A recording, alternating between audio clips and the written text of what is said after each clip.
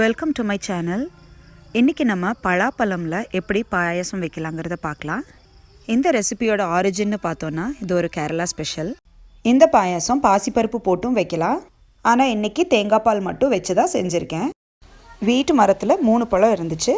அதில் நம்ம ஒன்றை இன்றைக்கி அழிக்கலாம். கடையில் வாங்குகிற பலாப்பழமாக இருந்துச்சுன்னா நல்ல பிரைட் கலரில் இருக்கும். இது கலர் கம்மி தான், ஆனால் டேஸ்ட் ரொம்ப சூப்பராக இருக்கும்.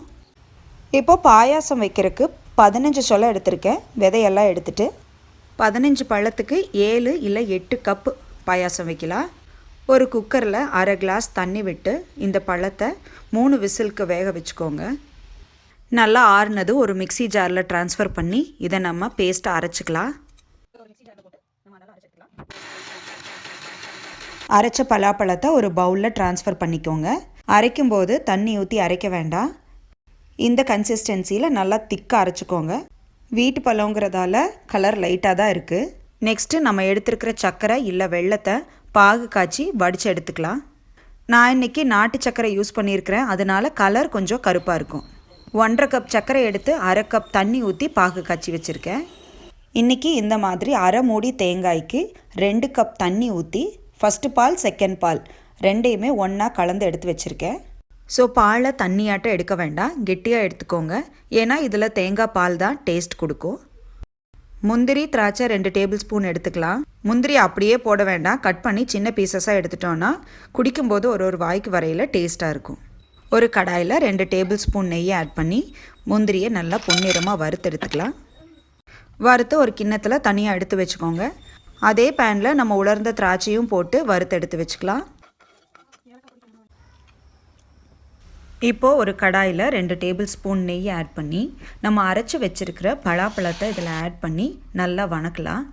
எப்போவுமே எந்த ஸ்வீட் செஞ்சாலும் ஃப்ளேம் மீடியம் இல்லைன்னா லோவில் இருந்து செஞ்சோன்னா ரொம்ப நல்லாயிருக்கும். நம்ம ஏற்கனவே வேக வச்சதால் ரொம்ப நேரம் வதக்க வேண்டாம்.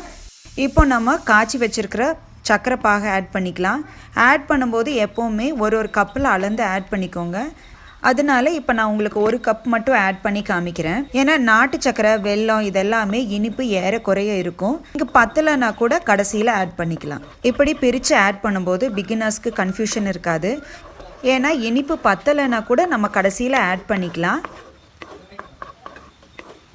இப்போது மீதி பாகும் ஆட் பண்ணிட்டேன்.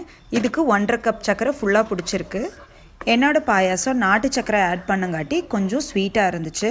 ஏன்னா எல்லாருமே மோஸ்ட்டாக வெல்லம் தான் யூஸ் பண்ணுவாங்க. அதனால தான் நான் இன்றைக்கி 1/2 கப் அளவு போட்டு காமிச்சிருக்கேன். இப்போது வெல்லம் பழத்தோடு சேர்ந்து நல்லா மிக்ஸ் ஆனதுக்கப்புறம் தேங்காய் பால் ஆட் பண்ணிக்கலாம். தேங்காய் பால் ஆட் பண்ணினதுக்கப்புறம் அடுப்பு ஃப்ளேமை லோ பண்ணிக்கோங்க. பாலை மொத்தமாக ஆட் பண்ண வேண்டாம், கொஞ்சம் கொஞ்சமாக ஆட் பண்ணி நல்லா மிக்ஸ் பண்ணி விட்டு அதுக்கப்புறம் மீதி ஆட் பண்ணுங்கள். பாயாசம் இந்த பதத்தில் இருந்தால் குடிக்கிறதுக்கு நல்லாயிருக்கும். இப்போ பார்த்தீங்கன்னா தேங்காய் பால் பலாப்பழ மிக்ஸோட நல்லா பிளெண்ட் ஆயிடுச்சு. இப்போ தேங்காய் பால் ஆட் பண்ணி 2 நிமிஷம் ஆயிடுச்சு. அடுப்பு ஆஃப் பண்ணிவிட்டு நம்ம நுணுக்கி வச்சுருக்கிற ஏலக்காய் பொடியும் வறுத்து வச்சுருக்கிற முந்திரி திராட்சையும் இதில் ஆட் பண்ணி சர்வ் பண்ணிக்கலாம்.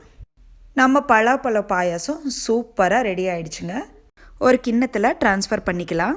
பரிமாறும்போது பலாப்பழ துண்டுகளை பொடி பொடியாக நறுக்கி போட்டு பரிமாறணுன்னா இன்னும் டேஸ்ட் நல்லாயிருக்கும். இந்த ரெசிபி உங்கள் எல்லாருக்கும் பிடிச்சிருக்குன்னு நினைக்கிறேன். இது போல் சிம்பிள் அண்ட் ஹெல்த்தி ரெசிபீஸ் பார்க்க என்னோடய சேனலை சப்ஸ்கிரைப் பண்ணுங்கள், ஷேர் பண்ணுங்கள். தேங்க்ஸ் ஃபார் வாட்சிங்.